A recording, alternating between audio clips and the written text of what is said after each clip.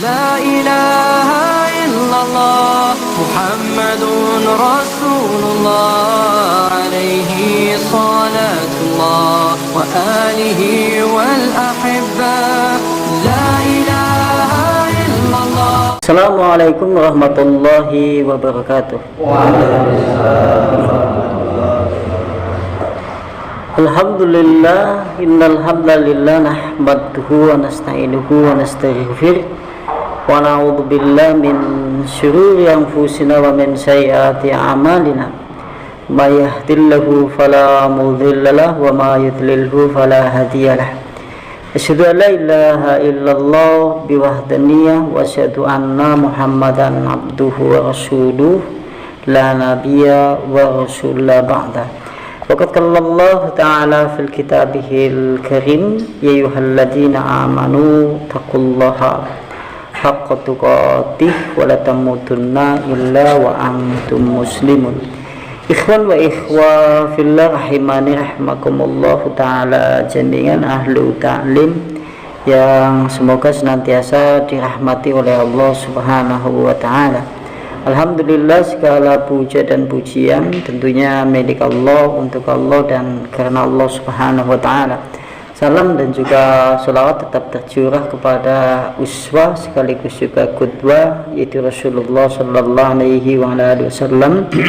Dan kita semuanya berharap kepada Allah, semoga Allah subhanahu wa ta'ala melimpahkan rahmatnya, karunia, inayah serta hidayah taufik kepada kita seluruhnya, sehingga Allah memberikan keistiqomahan untuk mengikuti risalah Islam, dan mudah-mudahan kita berpulang kembali kepada Allah dalam keadaan membawa keimanan kepada Allah subhanahu wa ta'ala. Allahumma amin.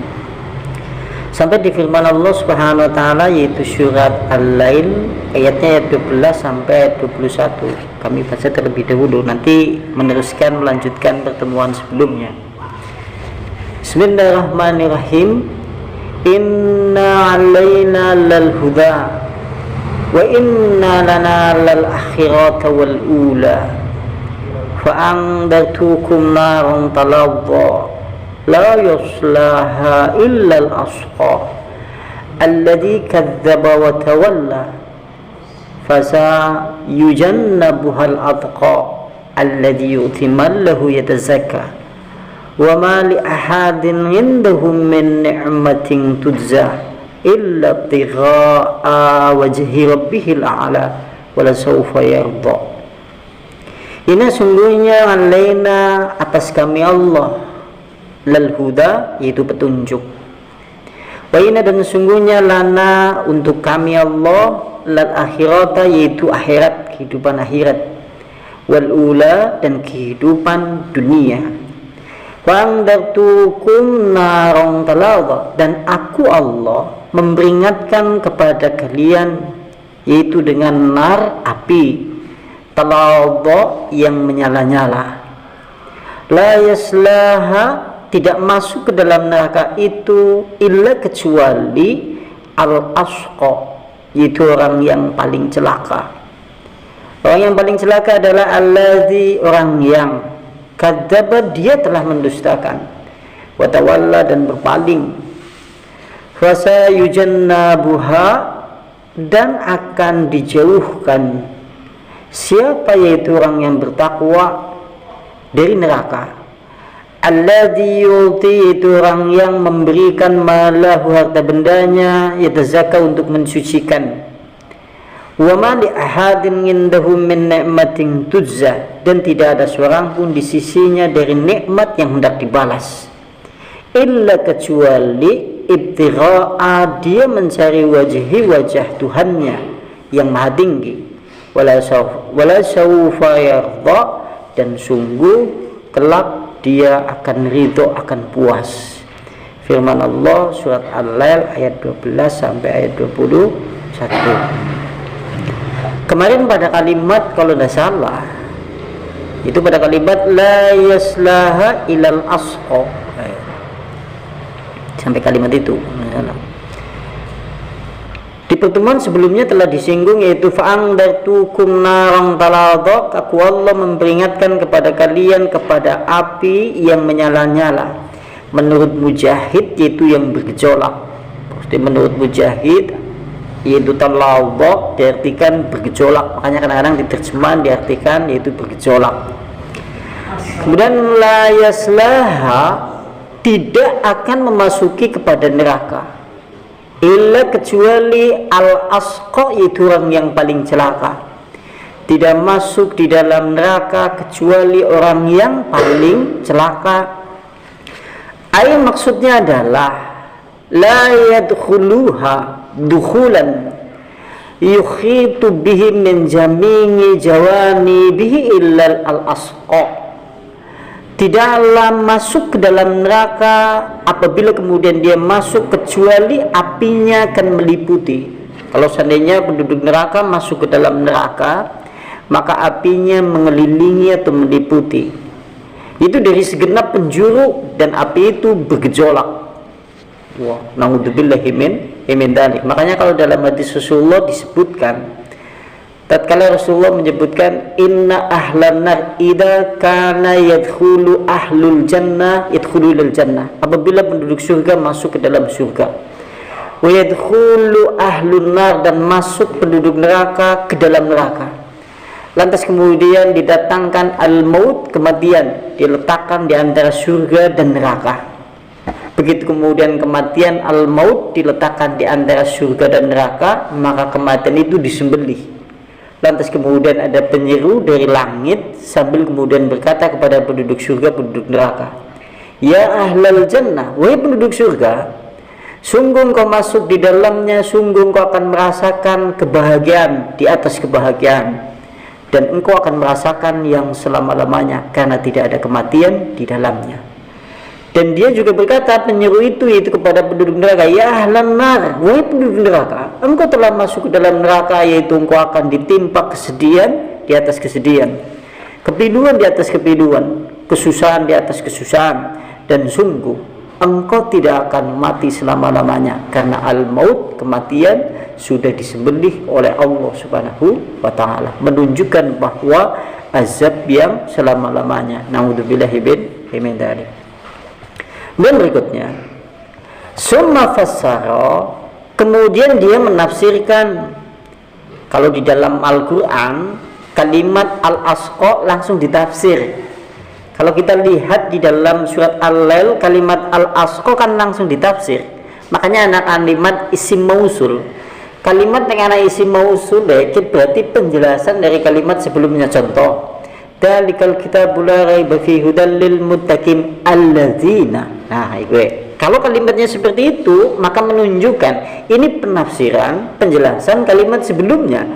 Kalimat isim mausul kan ada beberapa, alladzi, alladzani, aladina. Nah, kalau kalimat itu kemudian ada, berarti menjelaskan kalimat sebelumnya. Sama seperti kalimat ini, al-asqa, langsung dijelaskan oleh Allah. Orang yang paling celaka adalah orang yang alladzi kadzdzaba, dia mendustakan, wa tawalla, maksud mendustakan di sini adalah biqalbih, yaitu mendustakan dengan hatinya.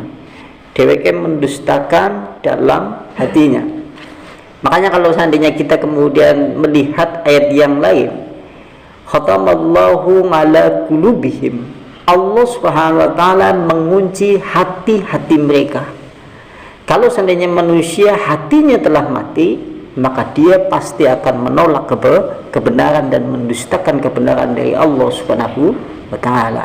Makanya kemudian menurut penafsiran di sini, yang dimaksud kemudian mendustakan adalah mendustakan dengan hatinya. Karena kita tahu sing jenengane anggota badan ini hanya mengikuti gerakan hati. Makanya Rasulullah kan ngomong, ala fa inna fil jasadi mudghah. Ingat-ingatlah, pada diri manusia itu terdapat segumpal. Apabila segumpal darah itu kemudian baik, maka seluruhnya baik. Apabila segumpal darah itu jelek, maka seluruhnya menjadi jelek. Kata Rasulullah SAW, ala wa hiya al-qalbu. Ingat-ingatlah, yang dimaksud segumpal darah itu adalah hati. Mulanya hati kalau menurut ulama-ulama ini adalah raja. Anggota badan, kaki, tangan, mata, pendengaran, dan yang lain hanya mengikuti taat dan tunduk kepada hatinya. Jika hati sudah mengingkari, maka anggota badan ikut mengingkari pula. Naudzubillahi min dzalik. Makanya kalau menurut penafsiran di tafsir Ibnu Katsir langsung dijelaskan maksudnya adalah mendustakan dengan hatinya, karena otomatis anggota badannya juga ikut mendustakan. Kemudian watawalla, yang dimaksud dengan watawalla maka berpaling, seakan-akan menjelaskan pada kalimat sebelumnya. Maksudnya adalah nganil ngamali, yaitu berpaling dari amal, wal jawarihi warkani, yaitu berpaling dari amalan anggota tubuhnya. Mulanya langsung dijelaskan kembali pada kalimat watawalla, wis mendustakan dengan hatinya, diikuti tawalla, berpaling, yaitu dengan anggota tubuhnya. Maka ini adalah orang yang paling celaka. Kuising bakal berbumeng neraka. Hatinya mengingkari kepada Allah, anggota tubuhnya juga mengingkari kepada Allah Subhanahu wa taala. Tidak mau beribadah kepada Allah, tidak mau bertobat kepada Allah, tidak mau kemudian meminta ampunan kepada Allah. Bersamaan dengan itu bangga dengan segala perbuatan dosa-dosa. Maka itulah orang yang paling celaka. Kuwi sing garep nempati, yaitu sing dadi penduduk neraka. Naudzubillahi min dzalik. Sementara kalau berkata itu qala, berkata al-Imamu Ahmad, berkata Imam Ahmad, hadatsana telah menyebutkan kepada kami Hasan bin Musa, hadatsana telah menyebutkan kepada kami Ibnu Lahimah, telah menyebutkan kepada kami Abdurrabbih bin Said dari Al-Maqbari dari Abu Hurairah bahwasanya qala berkata Rasulullah sallallahu alaihi wasallam, Rasulullah bersabda, yaitu Rasulullah bersabda, la yadkhulun nar illa syaqi, sesungguhnya tidak akan masuk ke dalam neraka kecuali orang yang syaqi, shin gedeng qaf anayane, syit wong sing celaka, ayat ini. Kemudian ada yang berkata, ya Rasulullah, siapa yang dimaksud orang yang celaka itu? Kuwi sing mlebu neraka kan wong celaka ya Rasulullah. Terus sing diwastani ingkang jeneng wong celaka ingkang kados napa ya Rasulullah? Lantas kemudian Rasulullah jawab, alladzi la ya'malu bi ta'ati, dia tidak mau beramal untuk ketaatan, untuk peribadatan, untuk ketundukan kepada Allah. Dheweke urip nang alam dunya ning ora gelem ibadah kangge Allah Subhanahu wa taala.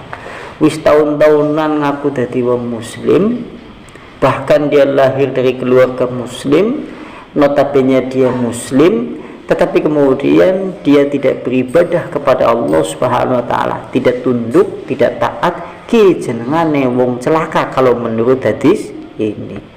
Wah, ini naudzubillahi min dzalik. Mulane sampean nek dewek lah, duwe paman, apa mbah, keponakan, dulur dan yang lain, dan yang notabene masih seperti itu. Kalau kita memang sayang, kudune dek ngomongi, dek paman, Pak De, ayolah, siki wis musime ibadah. Ngene ngomong sing alon-alon.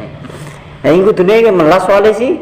Jangan sampai kemudian hal yang seperti itu dibawa menuju mati, karena naudzubillahi min dzalik. Kan melas, apa mending ngasih ramane dewek coba. Ramane dewek ki kuwe kan melas banget. Ya diomongi Pak, mbok ya Pak sampean kan wis sepuh. Wis garep mikir apa maning. Anak wis pada mentas kabeh. Si jeneng Kalimantan nang Bandung wis mikiri apa nek ora mikiri ibadah. Dalilnya apa itu? Jenengan diwacakan ayat ini, la yaslaha ilal asqa, alladzi kadzdzaba wa tawalla, langsung dijelaskan di dalam tafsir Ibnu Katsir. Kemudian berikutnya, wala yadrukullaha, maka dia tidak meninggalkan kepada Allah maksiatah, yaitu kepada maksiat. Maksudnya dheweke ora ninggalna maksiat. Orang gelem ibadah, maksiatnya jalan. Kadang-kadang manusia kalau seandainya kemudian tidak mengkaji, maksiatnya janjane jalan, cuma saja tidak menyadari kalau itu dosa. Coba jenengan bayangna dari aspek masalah sholat, bahkan nang ayat Al-Quran disebutnya langsung, anak khusus neraka sing wong sok ninggalna salat jenenge neraka sakor. Nah penduduk neraka sakor ditakoni sampean apa kabeh mlebu neraka, ngono jawab nyumben nang alam dunya ninggal salat. Dari aspek salat coba subuh, duhur, asar, maghrib, isya, manusia tatkala meninggalkan itu biasa saja, orang kerasa. Tapi sampean orang mangkat nyambut gawe nang perusahaan sing gajine 5 juta, ngajuk banget. Apa meneh yang bisa untuk SP telu, sampean ngene hati-hati.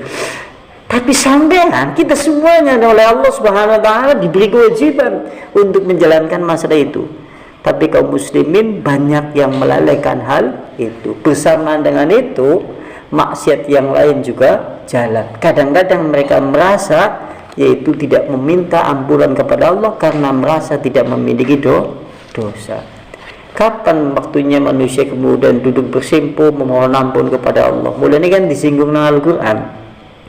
Alam ya'anin lilladzina amanu, belumkah tiba waktunya bagi orang beriman ang tahsyara qulubuhum, agar hati-hati mereka senantiasa khusyuk untuk senantiasa ingat kepada Allah. Menurut tafsir, kalimat lidzikrillah diartikan bermajlis taklim, mendirikan sholat, memohon ampunan kepada Allah, dan dengan segala berbuat kebaikan-kebaikan yang lain pada hakikatnya itu adalah kategori untuk mengingat Allah Subhanahu wa taala. Kan wis musim iki gue. Urip nang alam dunya wis 40 tahun, 50 tahun, 90 tahun gak apa-apa maning coba. Nek wis ora kembali lagi kepada Allah. Kadang-kadang manusia memiliki pemikiran kayak gitu sudah ada janjane. Aku ya janjane kebayang ibadah lho. Tak pikir-pikir janjane ya wis tua. Tapi untuk melangkahkan kaki untuk menuju ibadah kadang-kadang abot. Lantas apa yang menghalangi hal itu? Yaitu dia jarang meminta ampun kepada Allah Subhanahu wa taala sehingga berat untuk melakukan kebaikan. Ya wong dene sih gelem istighfar wae. Astagfirullah ya Allah. Ninggal salat esuk subuh sih astagfirullah. Golek duhur astagfirullah ya Allah. Asik iki kepenak. Tapi nek wis los, waduh. Sampean iki contoh bayangna. Sampean iki kan wis salat. Suatu saat jenengan ora salat sepisan, jenengan ngajak astagfirullah ya Allah, astagfirullah. Iku tapi ngesuk dibileni ning ora salat, astagfirullah sing ping 7, siki ping 5 tok. Ngesuk dibileni mening gari ping 3, ngesuk dibileni mening malah wis ora istighfar. Malah ngesuk terus-terusan ora salat, ngesuk nek salat beboh. Kayak rumuse sing jenengane jiwa manusia kayak gue. Gue berbuat kebaikan juga seperti itu kan melah senjanya. Kalau dipikir-pikir kita berbicara masalah hal itu. Dan berikutnya